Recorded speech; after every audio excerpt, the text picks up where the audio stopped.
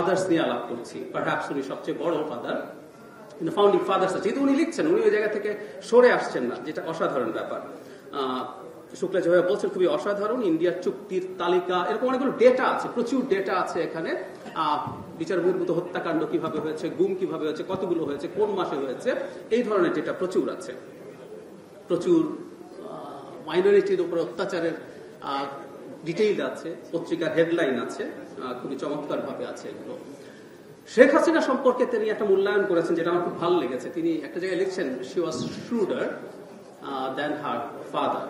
এবং ওনার মূল্যায়ন যখন করছেন শেখ হাসিনা, সেখানে পয়েন্ট 8-এ উনি লিখছেন, তিনি তার বাবার মতো একক পার্টি তৈরি করেননি, তিনি রাদার অন্য পথে গেছেন। ইনফ্যাক্ট আমাদের কপাল পুড়েছে আসলে বাবার মতো এক পার্টি তৈরি না করার কারণে, এটা আমিও মনে করি। মানে শেখ হাসিনা একটা ভিন্ন ধরনের অথরিটারিয়ান রেজিম বাংলাদেশে এস্টাবলিশ করেছেন বলে আমার মনে হয়। আমি একটা উদাহরণ দিই। ধরুন আমাদের কাছাকাছি দেশে যদি আমরা ক্যাম্বোডিয়ার কথা বলি, শেখ হাসিনা আসলে ক্যাম্বোডিয়ার মডেলটাই বাংলাদেশে কার্যকর করতে চেয়েছিলেন। যতদিন বয়স থাকবেন উনি থাকবেন, তারপর তার সন্তানদের কারো কাছে ক্ষমতা দিয়ে যাবেন। ক্যাম্বোডিয়া কিন্তু এটা হয়েছে, হুন ম্যানেটের কাছে ক্ষমতা দিয়েছেন। ইন্টারেস্টিং ব্যাপার হচ্ছে, ওই দেশগুলোতে নির্বাচন খুব বেশি ম্যানিপুলেট করা হয় না। আমি একটা ছোট উদাহরণ দিই ক্যাম্বোডিয়ার। 2013 সালের নির্বাচনে তার যে পার্টি, হুনসেনের পিপলস পার্টি, 68 সিটসে জিতেছিল, এবং অপোজিশন ক্যাম্বোডিয়ান রেস্কিউ পার্টি 55 সিটসে জিতেছিল। মানে হুনসেনের অধীনেও একটা ভালো নির্বাচন হয়। তো ওই দেশগুলোতে তারা করে কি, যেহেতু নির্বাচনটা তারা চুরি করে না, তারা পার্টির উপরে ভেঙে দেওয়ার চেষ্টা করে। ইনফ্যাক্ট এরপর পার্টি ভেঙে দিয়ে উনি ক্ষমতায় থেকে গেলেন। আমরা খেয়াল করবো পাকিস্তানের একই অবস্থা। ইমরান খানের পিটিআই নিষিদ্ধ হয়েছে, তার মার্কা নিষিদ্ধ হয়েছে, তারপরে ইন্ডিপেন্ডেন্ট ক্যান্ডিডেটরা কিন্তু তাদের বেশি সিট পেয়েছে অন্য পার্টিগুলোর তুলনায়। মানে ইলেকশনটা ইজ নট দ্যাট ম্যানিপুলেটেড। একই কথা 2020 সালে মিয়ানমারের ইলেকশনে হয়েছে। সেখানে সুচিত দল, ইউএসডিপি, যেটা সেনাবাহিনীর সমর্থিত দল, তাদের 10 গুণ সিট পেয়েছে, এইরকম সংখ্যা তাদের বেশি পেয়েছে। তো ফলে যেহেতু তারা নির্বাচনের দিন চুরি করেন না, তারা অন্য সময় অনেক বেশি চাপ তৈরি করেন। শেখ হাসিনার কৌশলটা ছিল নির্বাচন চুরি করো, বাকি সময় কিছুটা ডেমোক্রেটিক স্পেস দাও। আমি ক্যাম্বোডিয়ার কথা বলতে পারি, ওখানকার ডেমোক্রেটিক স্পেস ইভেন শেখ হাসিনার সময় আমাদের যতটুকু ছিল তার চাইতেও কম আছে। সো উনি আসলে শ্রুডার ছিলেন, এটা মানতে আমার কোনো দ্বিধা নেই। সেই কারণে তার বিরুদ্ধে ফাইট আমাদের আসলে অনেক জটিল হয়েছে, অনেক কঠিন হয়েছে।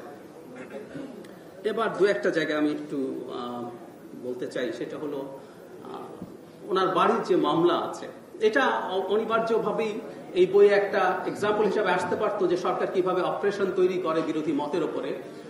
But it was so detailed. আমার মনে হয় এই মামলাটা নিয়ে এত ডিটেইলড ডিসকাশন দরকার ছিল না। দিনের শেষে মওদুদ আহমেদ একজন মানুষ, ওনার যেহেতু ব্যক্তিগত একটা ইস্যু আছে, উনি যথেষ্ট লিখেছেন এখানে। তবে একই সাথে আমি আইনজীবী নই, তবে আমার খুব ব্যক্তিগত আগ্রহে আমি আইন বোঝার চেষ্টা করি, পড়ার চেষ্টা করি, কনস্টিটিউশন বোঝার চেষ্টা করি।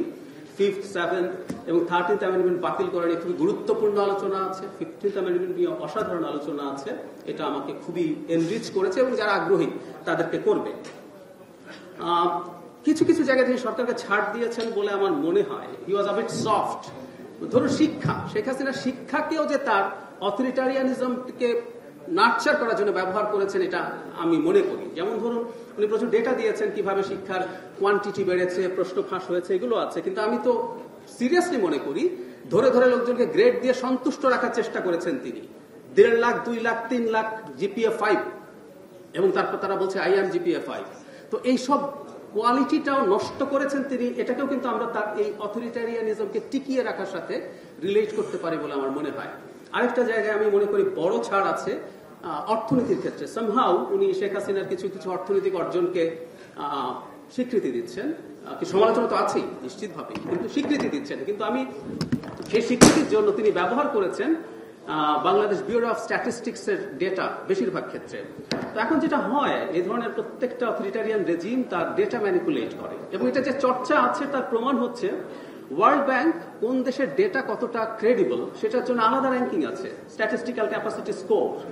ও বলে দেয় বাংলাদেশের স্ট্যাটিস্টিক্যাল ক্যাপাসিটি স্কোরে সাউথ এশিয়া সবচেয়ে খারাপ। তার মানে আমাদের ডেটা ক্রেডিবিলিটি সবচেয়ে খারাপ। ইনফ্যাক্ট শেখ হাসিনার সময়ে তারা এই ডেটাগুলোই আমাদের সামনে আনার চেষ্টা করতো। আমার জিডিপি গ্রোথ এত হয়েছে, পার ক্যাপিটা ইনকাম এত আছে, তো আমরা ওকে ছাড়িয়ে গেছি, ভারতকে ছাড়িয়ে গেছি। এই জায়গায় সম্ভবত শেখ হাসিনাকে ধরার আরো স্কোপ ছিল, সো কল্ড ইকোনমিক ডেভেলপমেন্ট বলে আমাদের সামনে যা দেখানো হয়েছে।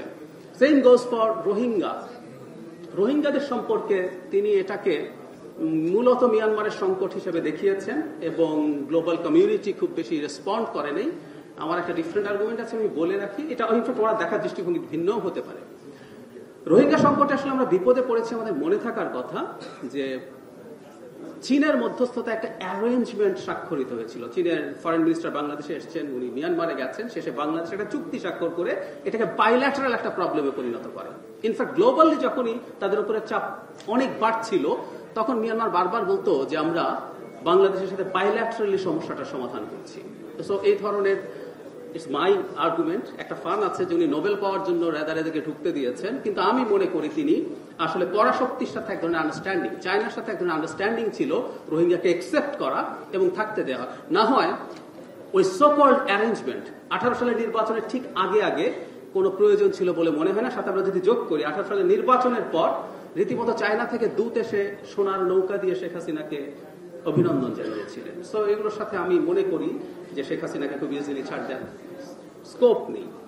জঙ্গিবাদের উত্থান এবং সেটা দমনে তার খানিকটা সাফল্য আছে বলে বলা হয়েছে এই বইতে। আমি এগ্রি করি বাংলাদেশে জেনেরিক জঙ্গিবাদ আছে, কিন্তু শেখ হাসিনা নিজে জঙ্গিবাদ তৈরি করার চেষ্টা করেছেন। আমাদের মনে আছে না, একজন আইজিপির একটা বইতে তিনি লিখেছেন নিজে, শেখ হাসিনা একদিন তাকে বলছে একটা জায়গায় জঙ্গি হত্যা হয়েছে সোবানবাগ বা কোথাও, যে নাটকটা আমার এত বাসার পাশে করেছে, আইজিপি নিজে লিখছেন। সো আওয়ামী লীগ জঙ্গিবাদ নিয়ে নাটক তৈরি করেছে তার ক্ষমতায় থাকার ন্যারেটিভটাকে এস্টাবলিশ করার জন্য। গ্লোবালি সে বলার চেষ্টা করেছে। আমি একটু বলি, 24 সালের ইলেকশনের আগে যখন প্রচুর কথাবার্তা হচ্ছে, আমেরিকা স্যাংশন দিচ্ছে, তখন ইন্ডিয়াতে কিছু কিছু মানুষের ন্যারেটিভ এরকম ছিল, আমি নামই বলে ফেলি, শ্রীরাধা দত্ত, অনেকে তো আছে যাদের হাই কমিশনার যারা ছিলেন তারা মোটামুটি পেইড আওয়ামী লীগের মতো কথা বলেছেন, বাট শ্রীরাধা দত্তের যেহেতু এক ধরনের একাডেমিক হিসেবে পরিচিতি আছে, আমি তার বর্ণনায় খেয়াল করতাম। উনি বলতেন যে শেখ হাসিনা ভোট চুরি করে, Sheikh Hasina corrupt, human rights violate করে, কিন্তু শেখ হাসিনাকে ক্ষমতায় রাখতে হবে, because if she is not in power বাংলাদেশে জঙ্গিবাদ সব দখল করে ফেলবে। এবং খেয়াল করবো আমরা 5 আগস্টের পর ঠিক এই ন্যারেটিভটাই ভারত আসলে এস্টাবলিশ করার চেষ্টা করেছে। ও হিজবুত তাহরির করে, ও এটা করে, জঙ্গিরা সব ক্ষমতা দখল করে ফেলেছে, ইত্যাদি ইত্যাদি। সো শেখ হাসিনার একটা সুপরিকল্পিত বিষয় ছিল এই জঙ্গিবাদ নিয়ে, এটা আমি মনে করি। আমি আর বেশি বাড়াতে চাই না, শেষ অংশে একটা জিনিস একটু বলতে চাই। উনি তো বিএনপির ইনসাইডার ছিলেন, আমি বিএনপি মহাসচিব আছেন। আমি বিএনপিকে প্রায় একটা কথা বলি, বাংলাদেশ কম্বোডিয়া কেন হয়ে যায় নাই, কারণ বাংলাদেশে বিএনপি ছিল। আমি একটু ব্যাখ্যা করি। 13 সালে ক্যাম্বোডিয়ান রেস্কিউ পার্টির কাছে এত টাফ কম্পিটিশন ফেস করার পর হুন সেন ডিসাইড করলেন এই পার্টিগুলোকে ধ্বংস করে দিতে হবে, অ্যান্ড হি বিকেম সাকসেসফুল। সেই ভেঙে যাওয়ার কারণে যেটা হয়েছে, এরপর উনি আর চ্যালেঞ্জড হন নাই, 18 সালে হন নাই, 23 সালে হন নাই, ছেলের হাতে ক্ষমতা দিতে পেরেছেন। বিএনপি ক্রমাগত চাপ তৈরি করে গেছে বলেই শেখ হাসিনা ক্রমাগত দুর্বল হয়েছেন এবং ব্লিড করেছেন। এই bleeding is important. How democracy die বইটার উদাহরণ আছে এখানে, যে এখন তো আর কোনো মিলিটারি ডিক্টেটরের হাতে না, ইলেক্টেড লোকজনের হাতে আসলে শেষ পর্যন্ত ডেমোক্রেসির মৃত্যু হয়। ওখানে একটা কথা খুব সুন্দর আছে বইটাতে, সেটা হচ্ছে এখন ডেথ বাই 1000 কাটস, মানে হঠাৎ করে মারাত্মক আঘাত না, ছোট ছোট কাট হতে হতে হতে হতে ব্লিডিং হতে হতে হতে ডেমোক্রেসি মারা যায়। ঠিক একইভাবে আমি বলছি বিএনপি ক্রমাগত আওয়ামী লীগের শরীরে কাটস তৈরি করে গেছে এবং তাতে আওয়ামী লীগ দুর্বল হয়েছে। কিন্তু আমি একটা জিনিস জানতে চাই, সেটা হলো, এটা আমি খোঁজার চেষ্টা করেছি, খুব গভীরভাবে পড়া হয়নি বলে হয়তো পাইনি, থাকতেও পারে। সেটা হচ্ছে বিএনপির কি এই সময়টাতে কোন রকম কোন ব্যর্থতা ছিল? বিএনপি কি আর কিছু করতে পারতো? Despite all the way they try to challenge Sheikh Hasina, এর বাইরে কি আরো কিছু করার ছিল? ওর যেটা করতে পারলে হয়তো এই রেজিমটাকে আরো বেশি চ্যালেঞ্জ জানানো যেতে পারতো, হয়তো তার পতন আরো আগে নিশ্চিত করা যেত। উনি যেহেতু একজন ইনসাইডার, অন্যান্য বইগুলোতে এটা অনেক বেশি আছে, এটাও খানিকটা মিস করেছি বলে মনে হয়। তারপরও ইটস অ্যান এক্সেলেন্ট বুক, এটা একটা চমৎকার ডকুমেন্ট এবং প্রচুর ডেটা আছে, উইচ ইজ ভেরি ইম্পর্টেন্ট। এখানে সাবজেক্টিভ অপিনিয়নের চাইতে ডেটার পরিমাণ অনেক বেশি, এটা কাজে লাগবে। এটা আমাদের নিশ্চিতভাবেই ভবিষ্যতের জন্য, গবেষকদের জন্য এই সময়টাকে প্রিজার্ভ করে।